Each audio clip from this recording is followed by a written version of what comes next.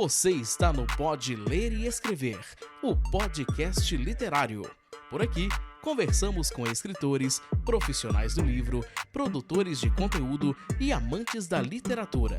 Chega mais e aprenda com a gente.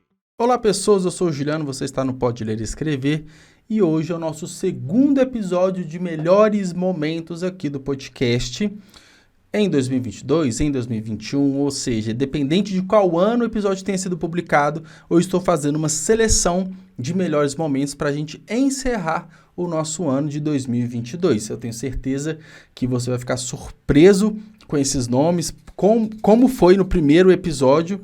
Foi bem legal porque eu fiz um sorteio para saber quais episódios teriam melhores momentos. E eu vou seguir essa lógica para esse segundo episódio de melhores momentos. Então, para quem está assistindo, seja no YouTube ou no Spotify, eu estou com um copinho aqui com diversos números, todos os números até o episódio 99, até o episódio 98, desculpa, menos os episódios que saíram, né, os papeizinhos que saíram no último episódio. Então, sem muitas mais delongas, estou aqui sorteando mais 3 numerozinhos e um suplente, caso, né, eu tenha algum problema técnico com algum sorteado.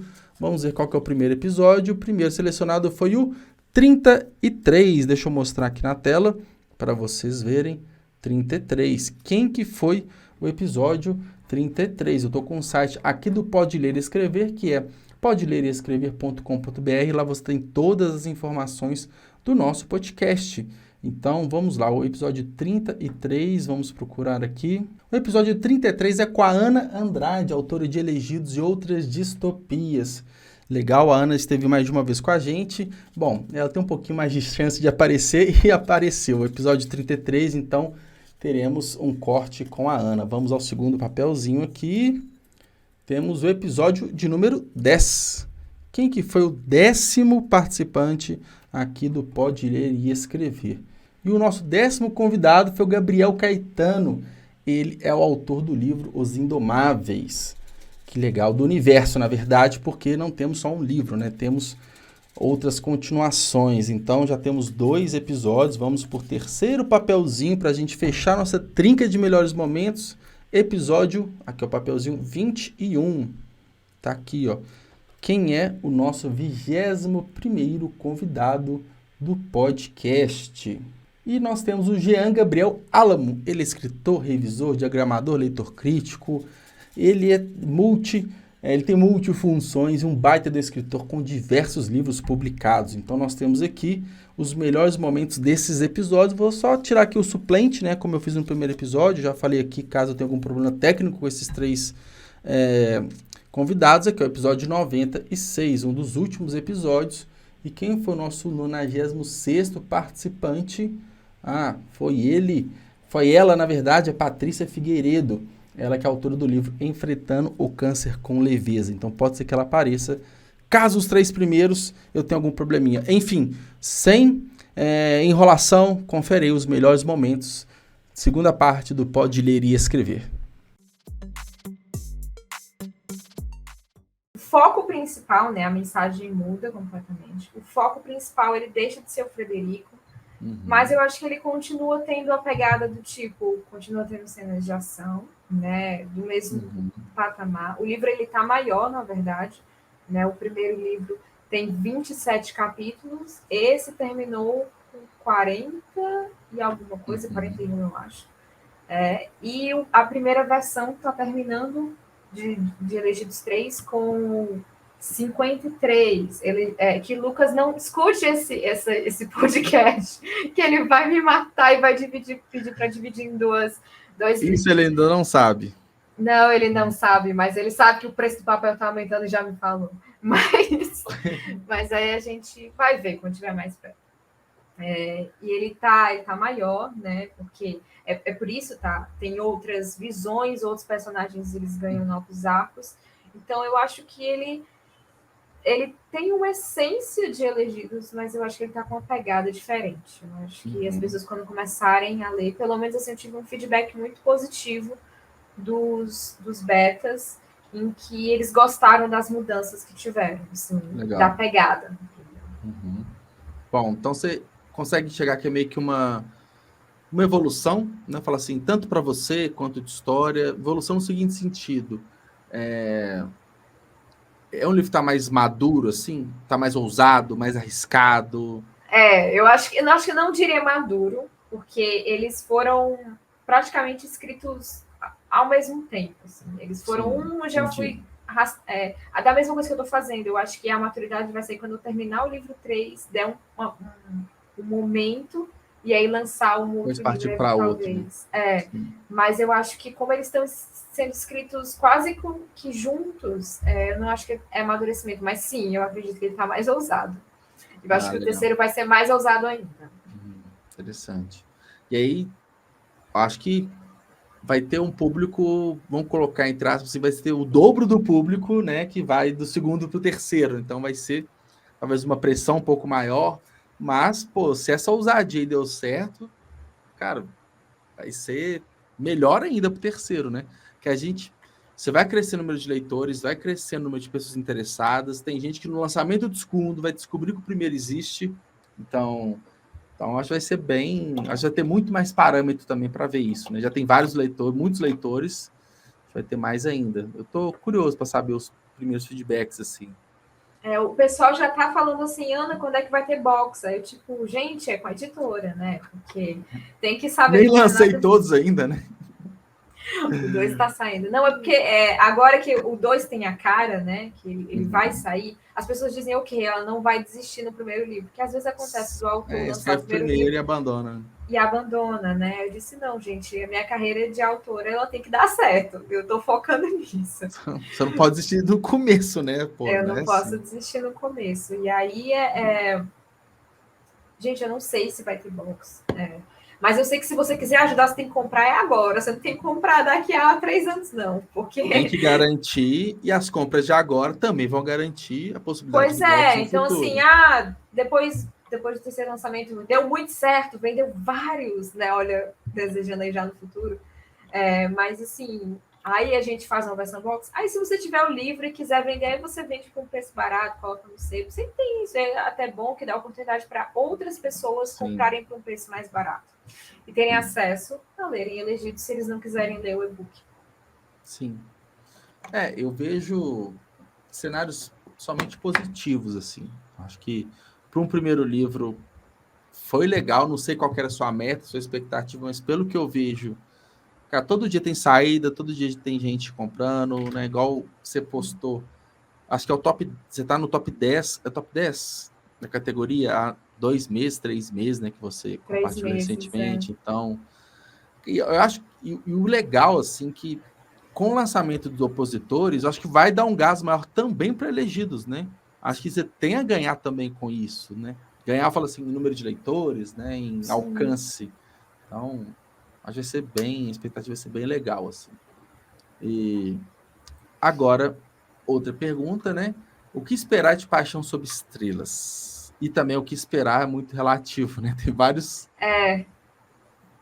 Vários. Não, mas assim, dá para dizer, né, que eu já tinha falado no início da live que eu quis pegar uma coisa mais romântico, mais meigo e tal. Então foi uma coisa que eu trouxe. Ele tem uma pegada diferente, ousada, né?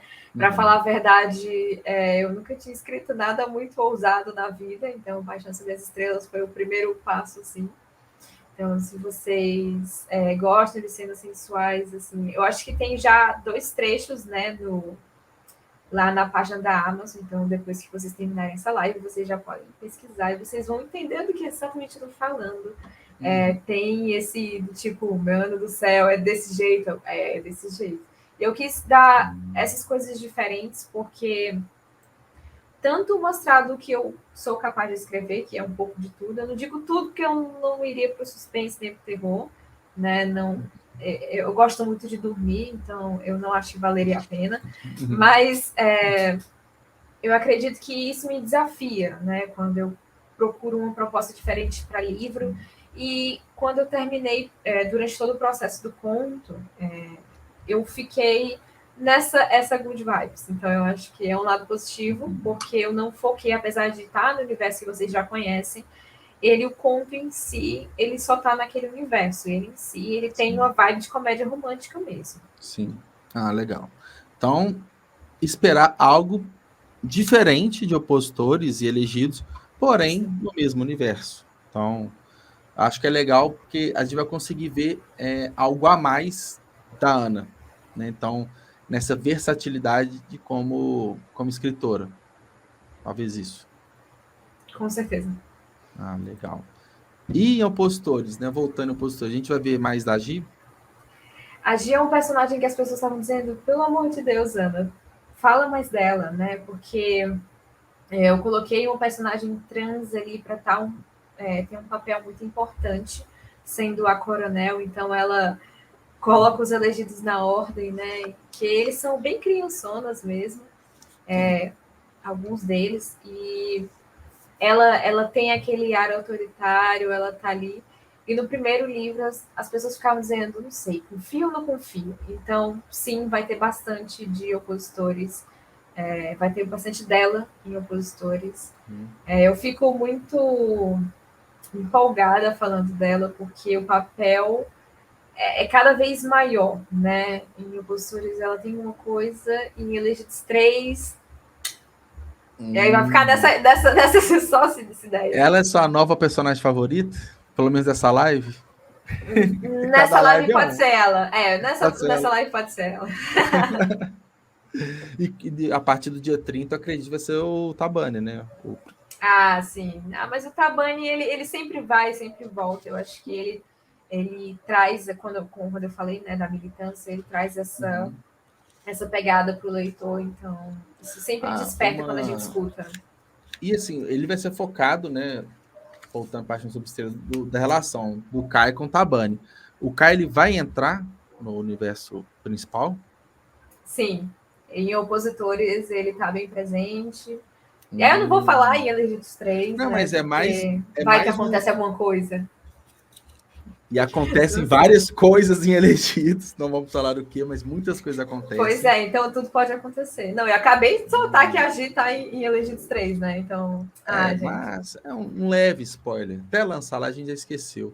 Mas é interessante porque é mais um motivo para ler o conto antes de Opositores, né? Sim. Porque já tem uma introdução a um novo personagem.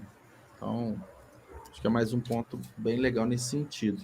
E a última pergunta aqui, que eu acho que é talvez a pergunta que mais fizeram, né, ao longo da vida de Elegida, se a Maiken vai ficar junto com o Fred. Eu acho que é muito interessante os chips. Eu já vi tantos chips, tantos, que vocês ficam assim, eu olhava assim, eles tiveram uma cena juntos? Como é que você chipou? Era tipo assim. Mas foi muito interessante. Já vi chip do Fred com o Harry, eu já vi da Nissa com o Fred. E eu fiquei. Não, mas teve um momento para isso, né? Tipo assim, teve oportunidade para chipar. É porque às vezes, assim, eu acho que tá de você ter uma boa relação. Então, assim, se você tiver uma boa relação com a pessoa, você já pode chipar. Aí você pode chipar o Fred com o Travis, daí. Assim, sei lá, tem 2 personagens que eu gosto mais. Vou chipar os 2, porque vai que dá certo, né? Vai. Eu não sei se você pegou ainda Naruto, eu acho que talvez seja só da minha época. Ó, o velho, a outra chamando de não velho. Não peguei. Meu foi até Dragon Ball, Naruto eu não peguei, não.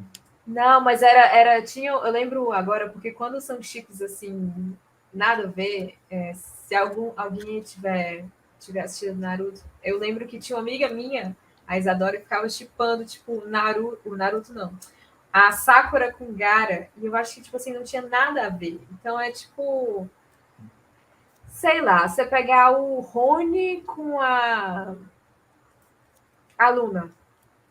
Sabe? Então, mas eles são de boas, sabe? Eles são de boas, mas eu acho que eles tiveram... Até porque a história não tem nenhuma cenazinha, nenhum momentinho que eles ficam juntos para você imaginar. É completamente aleatório, né? Mas assim, mas eu acho que é interessante um leitor que tem um pensamento assim, porque mostra o tanto que a pessoa pode viajar e pensar coisas que a gente nem imaginava, né? Então, isso é muito bom. Isso é bom, isso é muito bom. Mas, assim, acho que não é um spoiler a gente falar, porque acho que o chip começa pela capa, né? Então, Tá os dois Faz aqui, parte. né? Eu acho que quando as pessoas pegam o livro e descobrem, né, que é uma menina que está com o Frederico, né, já tem um diferencial.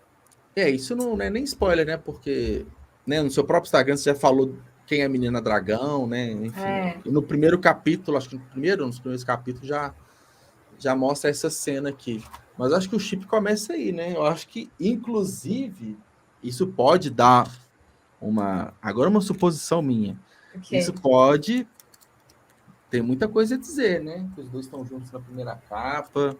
Não sei. Talvez na sua Não sei. cabeça, a primeira possibilidade de relação Foi seja os dois. revelada na capa já, então a pessoa era para pegar. Sabe quando a pista tá mais óbvia possível? Como que eu não pensei nisso? Acho que pode ser. Apesar que eu até te falei no feedback que eu te dei que eu tava shippando o Fred com outra pessoa, né? E, Tá, tá, tá. enfim, aí isso seria um spoiler porque, né?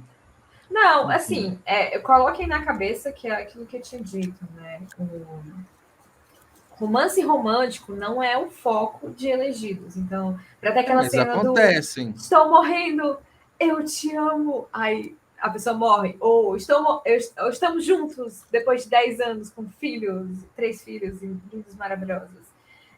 Essa não é a proposta, né, da trilogia Elegidos. Então, eu acho que se o leitor continuar a alimentar isso daí, ele não vai ter um final satisfatório. Sim. Porque já. Oi, Jade, tudo bom? E aí eu acho que é muito disso. Porque tem muito a ver com o que eu vou entregando durante a história. E aí, a partir do momento que você cria expectativas que elas estão longe de ser alcançadas, então, tipo, sei lá, do nada você esperar no livro do Dan Brown ter um cara dançando K-pop. Difícil isso acontecer. Então, essas coisas, elas. Eu tenho que jogar um pouquinho de esperança para o leitor entender. Se eu não jogar, fica difícil dele imaginar um final que seja do jeito dele, mas que na história não faria sentido. Conheça o Clube de Autores, a maior plataforma de autopublicação da América Latina. Somos mais de 42 mil autores e mais de 75 mil livros publicados. Entrar para o clube é muito simples. Primeiro, você publica seu livro online gratuitamente. Depois, você diz quanto quer receber de direitos autorais. Por fim, nós vendemos e você recebe o dinheiro direto na sua conta. Muito simples, não é mesmo? Então acesse o link aqui na descrição deste episódio e venha com a gente. E aí também, Jean, eu acredito que também deve ter te ajudado bastante nesse processo de escrita, que você é formado em letras, né? Correto, né? Como que... Correto. Qual que é o impacto isso na sua escrita hoje, assim, a formação acadêmica, ou nos trabalhos que você, né, faz, né, fora a escrita, assim? Como que isso é para você? Assim, cara, eu comecei a trabalhar com ele de uma vez. Caiu, né? Caiu, deu uma travadinha, mas acho que... Tá, beleza. Voltou? Meu processo foi todas as avessas. Eu, na verdade, comecei aos 16 anos. Eu fui fazer estágio de informática num jornal. Rolou um desvio de função em que eu era posto para diagramar, porque eu era técnico de informática lá. Só que eu gostei, eu já queria trabalhar no mercado literário, então assim, porra, caiu no meu colo, né? Eu falei, cagada do caralho. Eu falei, não, agora eu tenho que aproveitar. Eu tô diagramando esse jornal, eu tenho que aproveitar.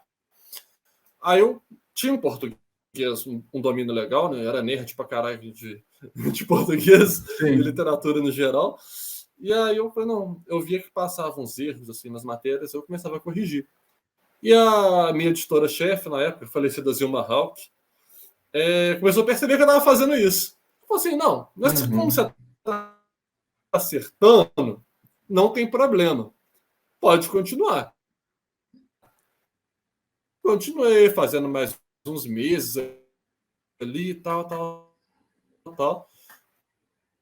Quando saiu um cara do jornal que ele falou, legal ali e tal, E aí o pessoal que tinha 2 escritores no jornal começaram a mandar os livros para revisar para mim. Uma coisa foi puxando a outra, tal, ali com 18 anos eu estava dentro da editora fazendo revisão, foi a Alva Editora. Eu falei, não, beleza. Entendeu? Então foi o... Tá ótimo. Com 18 anos ali, eu ainda entrei em outro curso antes. Hã? Oi, tá travando. Calma aí, vamos ver. Acho que... Deixa eu testar uma coisa aqui. Sim. De repente resolve. Vamos ver. Melhorou? Ó, Melhorou? agora tô te escutando ok.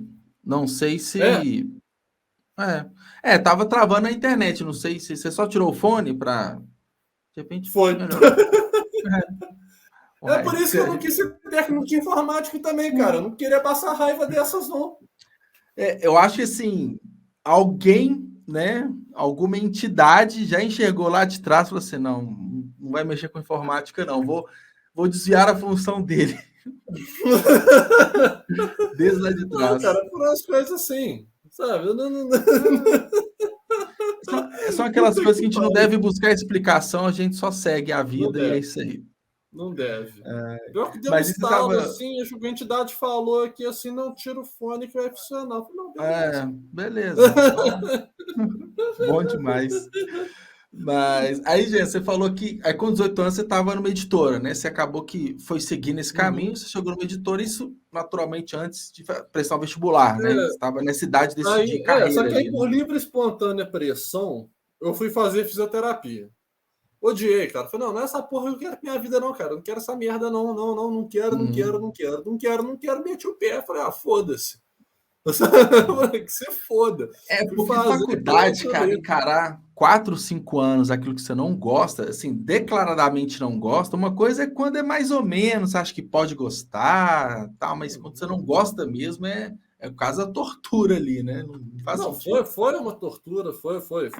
Não, sem condições, cara. Puta que pariu. Aí eu falei, não, vou meter o pé dessa porra aqui, fazer nem mesmo entrar na faculdade de letras. Foi o que eu fiz, fazer letras.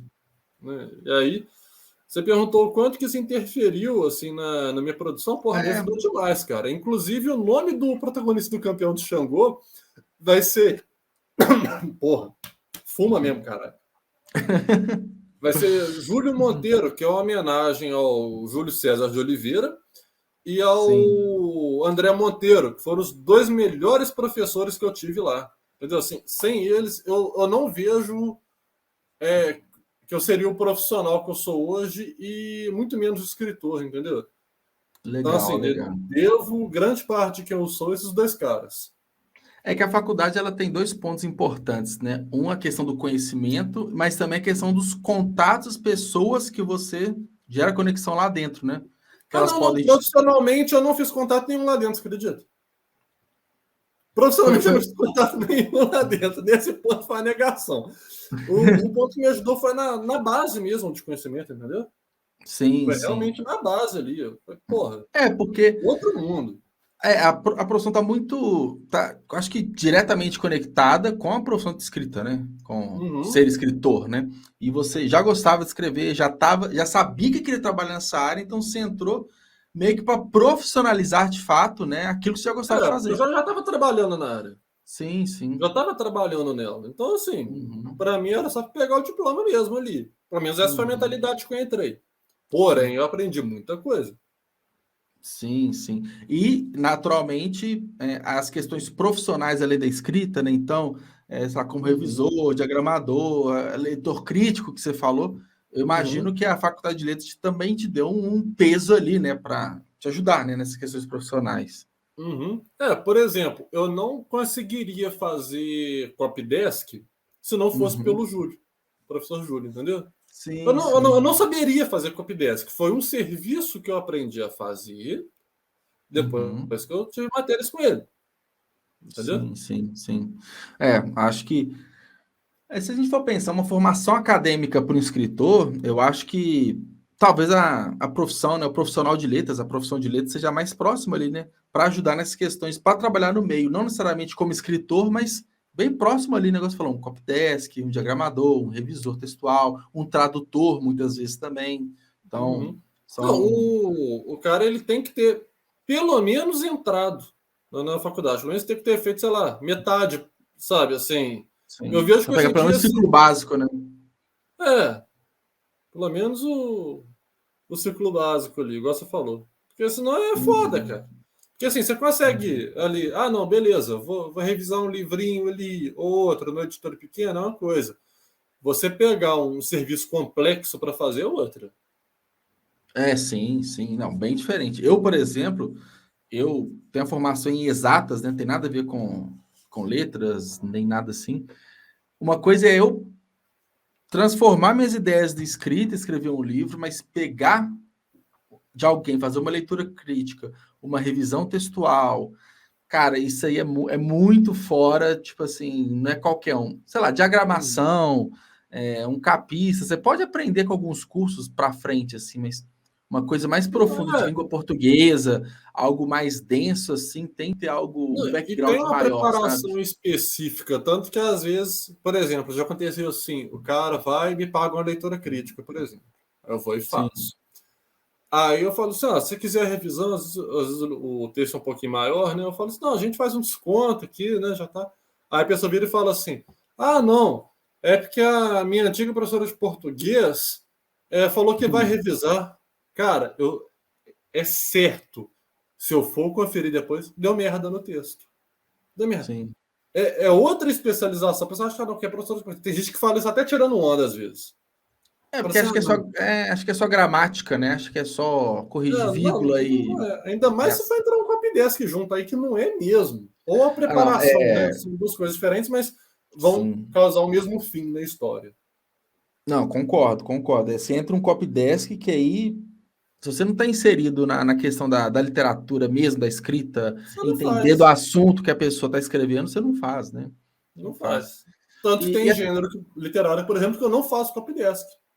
Sim, que você não vai conseguir acrescentar na narrativa, fazer alguma alteração, sugestão, porque não é seu universo, né? Comédia. Porra, eu não sou engraçado. Eu falo da suruba literária, mas ser espontâneo, sabe? Eu não consigo dar umas planejadas. Suruba fantástica, que é o termo que a gente criou aqui. Mas, e uma curiosidade que eu tenho, na verdade, eu pergunto assim para todos os profissionais do mercado, assim, que cada um às vezes tem sua metodologia, seu método de trabalho. Por exemplo, uma leitura crítica, como que funciona? Vamos supor, o Juliano chega para você e fala, estou com o livro aqui pronto já, queria leitura crítica. E como que é o seu processo assim, de análise? Como que se dá o retorno para a pessoa? Como que funciona assim, de uma forma geral? O que o seu cliente, vamos colocar assim, o que ele pode esperar de uma leitura crítica? Bom, normalmente assim, fala como é que é o processo. O cliente entra em contato comigo, né? Fala ali por alto o que é a história, me manda o arquivo, eu vou dar uma lida nele. Né? Tem que ser um arquivo de Word, de preferência, por favor. Né? Por favor, não fiquem mandando PDF para o leitor crítico, porque vai começar a fazer as notas ali do lado, o arquivo vai ficar pesado pra caralho. Por favor, nunca façam isso. Nunca façam isso. Uma vez um PDF do cara deu mais de 1000 notas. O quão pesado você acha que ficou esse arquivo? Você ia descendo, o negócio ia travando. Assim. Não. Favor, facilite o trabalho. Fica bom para todo mundo, né? Por favor, facilite o meu trabalho. Eu quero o meu galho. Manda no Word que eu boto na aba de comentários de revisão. Ali fica muito melhor, até para a pessoa se orientar. Sim.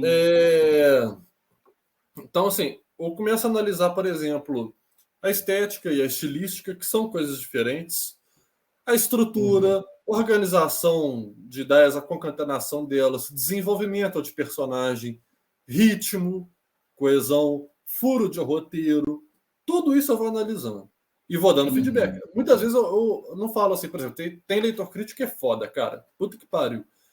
Porque, uma vez, assim, quando eu tenho essa visão externa, eu mandei para um cara que mudou assim, isso aqui ficou ruim, isso aqui ficou bom. Eu falei, não, porra, peraí, cara, eu quero saber né? Bom e ruim é relativo, né? Porra, foda-se. Isso aqui tá errado.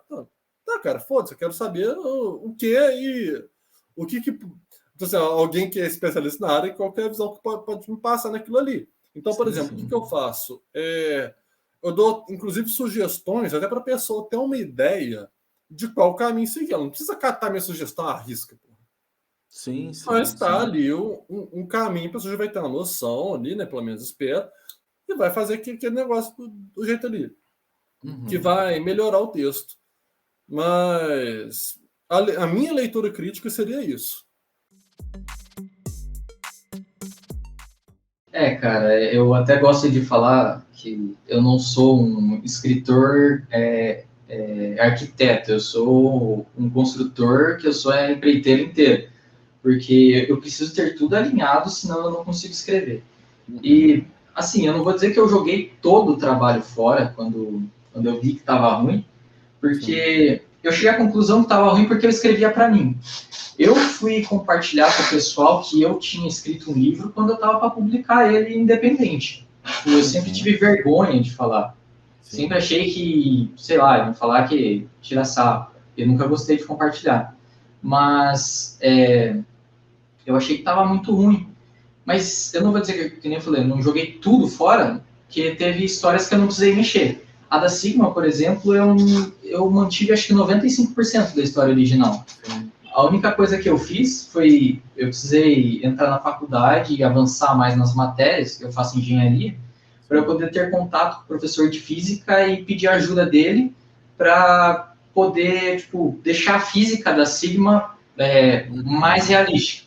Porque a Sigma é um personagem que, ela não é que ela corre super rápido, que nem o Flash, a ideia dela é que ela desacelera o tempo.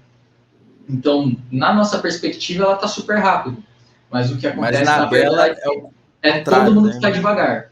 Foi uma ideia meio que eu tirei de um episódio da série do Flash, que tinha um vilão que usava 10 minutos disso. E daí, tipo, eu salvei tudo. Acho que teve, muito pouca coisa que eu mudei. O Hamlin, no final das contas, eu consegui aproveitar alguma coisa também, mas eu precisei mudar. Tem uma parte lá que ele se encontra com o torturador, eu precisei mudar o jeito que ele se encontrava. Mas assim, o que ajudou muito a construção do universo foi quando eu peguei o RPG, o livro de RPG do Edward Spohr, que é o universo expandido do Filhos do Éden. E a partir dali, eu usei o livro como base para a construção do universo. Então, o Indomáveis, ele tem como estrutura principal o RPG do Edward Spohr. Tanto que no começo, dá para dizer até que o Indomáveis era uma fanfic, que o vilão do livro era o Cthulhu.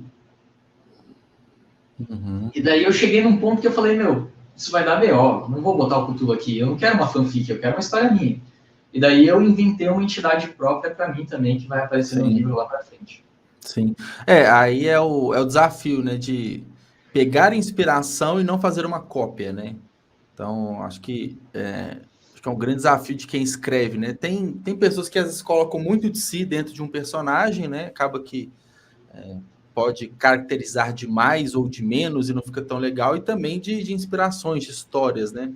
Tem uma curiosidade, assim, tem algum personagem que você se colocou mais sua personalidade nele? Algum que você fala assim, esse aqui, eu queria ser esse? Tem algum nesse sentido? Cara, eu queria ser, acho que não, porque o passado dos meus personagens é muito sofrido, acho que eu não queria ser nenhum. Mas, com certeza, o torturador ali é o que tem mais de mim, porque eu trabalhei muito em cima dele. Então, quando eu entreguei uma vez com uns amigos meus ler, eles falaram, cara, parece que eu tô vendo você falar aqui no livro, porque ele fala muito parecido comigo. Ele é muito ácido, ele é muito sarcástico, e geralmente eu sou assim também. Eu costumo fazer umas piadas meio desnecessárias. Sim. E eu acho que o torturador ficou mais parecido comigo nesse sentido, mas eu gosto de dizer que o torturador, ele faz tudo aquilo que eu não consigo fazer na vida real.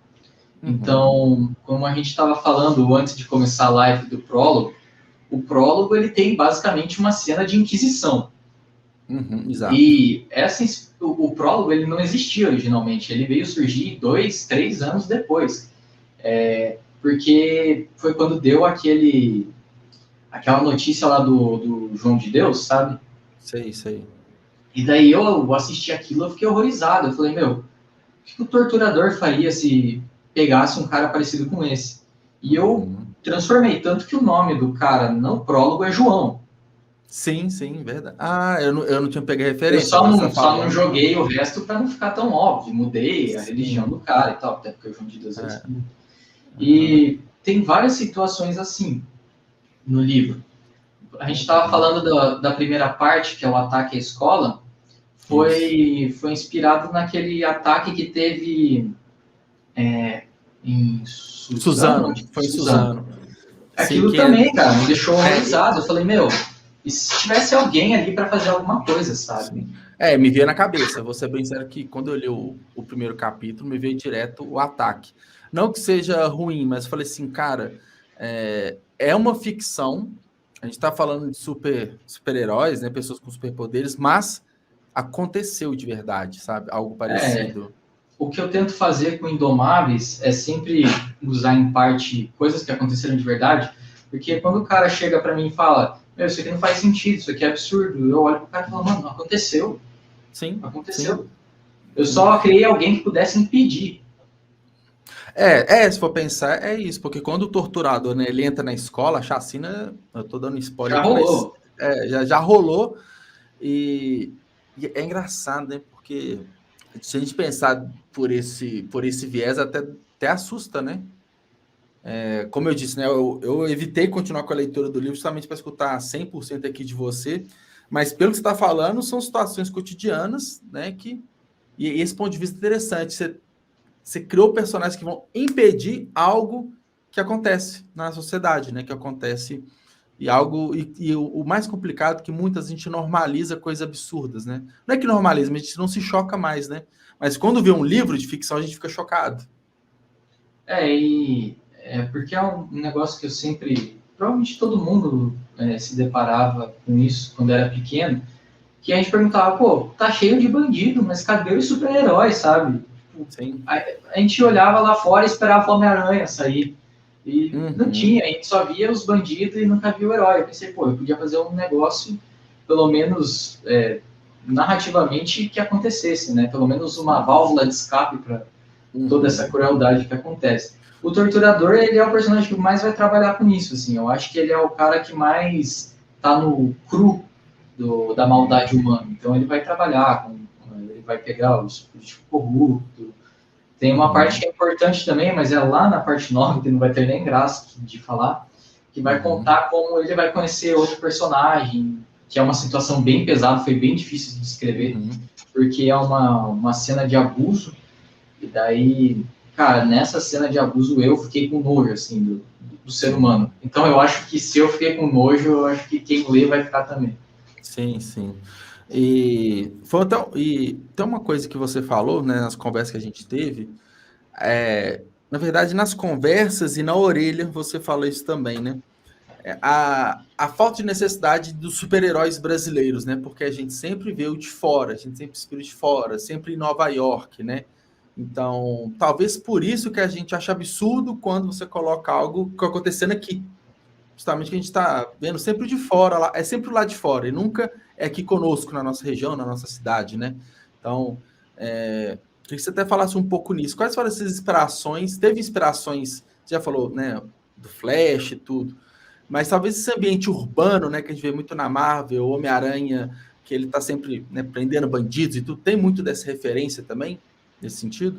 Eu acho que nesse sentido foi mais inspirado na Marvel, porque a DC, ela tem as cidades dela, só que são cidades fictícias. Eu acho que a questão de ser cidades fictícias, por mais que Metrópolis seja Nova York, só muda o nome, o fato de a Marvel usar Nova York deve ser muito mais legal para quem mora em Nova York, porque dá uma sensação de imersão. Então, você assistir um filme do Homem-Aranha, do Vingadores, ver os caras batalhando no lugar que você vai comprar pão na frente, sim. Deve ser outra sensação.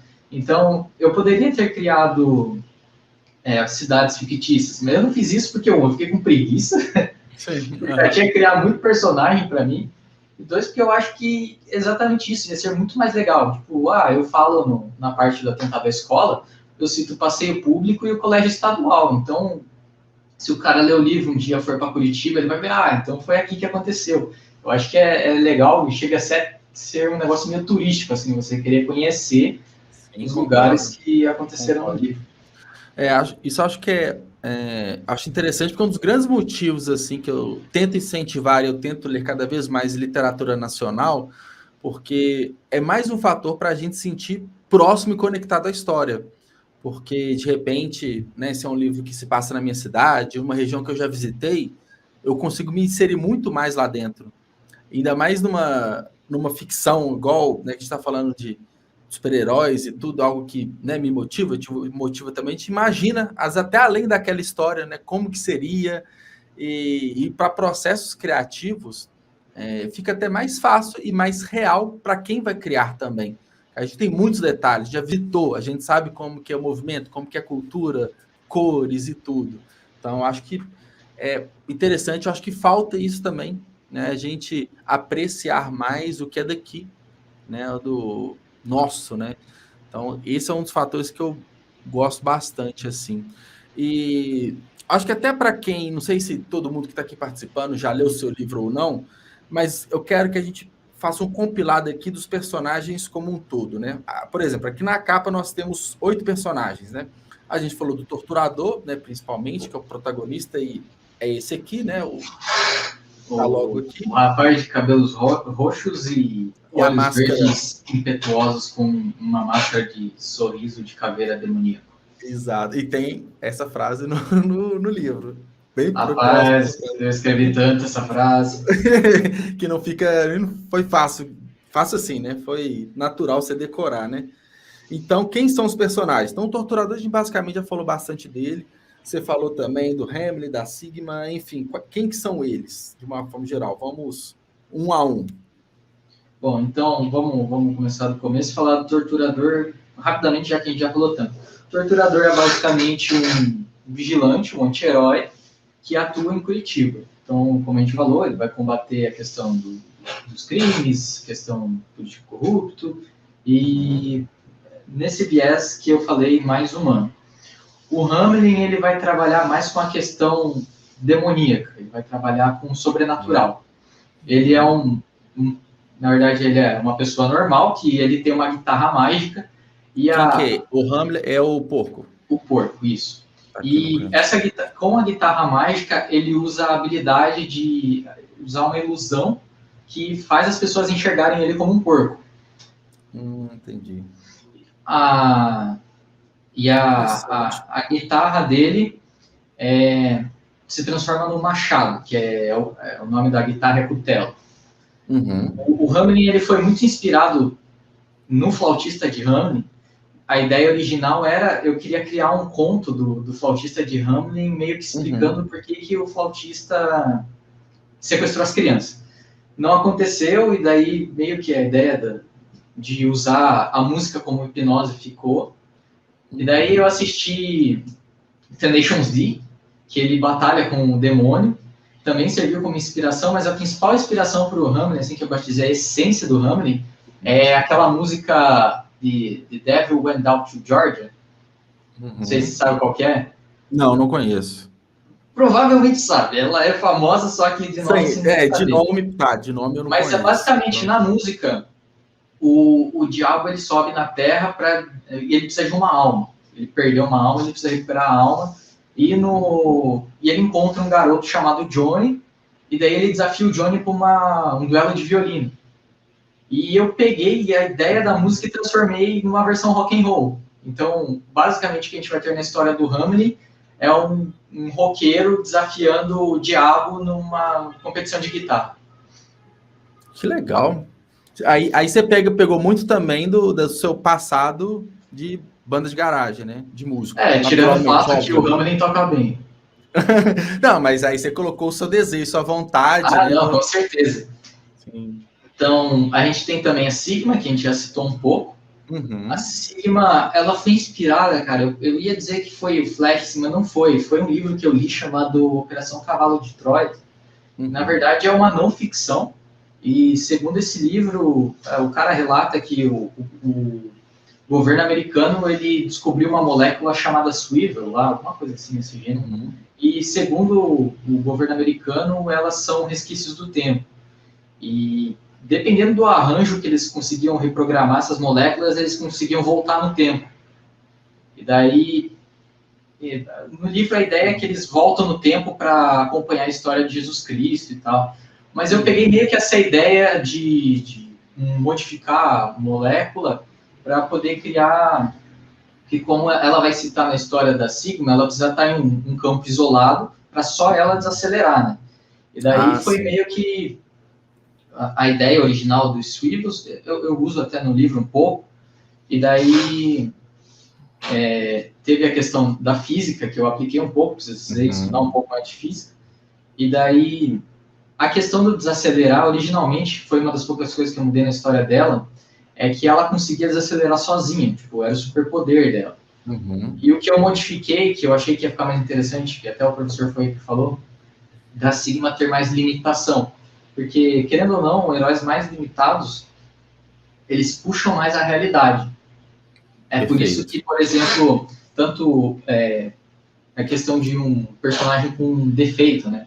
Por isso que os personagens do Stephen King são tão reais. Eles são extremamente defeituosos. E na questão da Sigma, em vez de eu fazer ela ter o superpoder, eu assisti um filme chamado Homem-Formiga, que para ele ficar pequeno, ele apertava os botões. Então eu botei no traje dela 2 botões, que quando ela aperta o botão, ela desacelera o tempo. Encerramos a segunda parte de melhores momentos aqui do Pode Ler e Escrever. Espero que você tenha gostado. Continue acompanhando a gente por aqui, no seu agregador de áudio favorito, no YouTube também e nas redes sociais. É só procurar por Pode Ler e Escrever. 2023 está chegando e com ele muitas novidades. Não deixe de nos acompanhar. Um abraço. Tchau, tchau.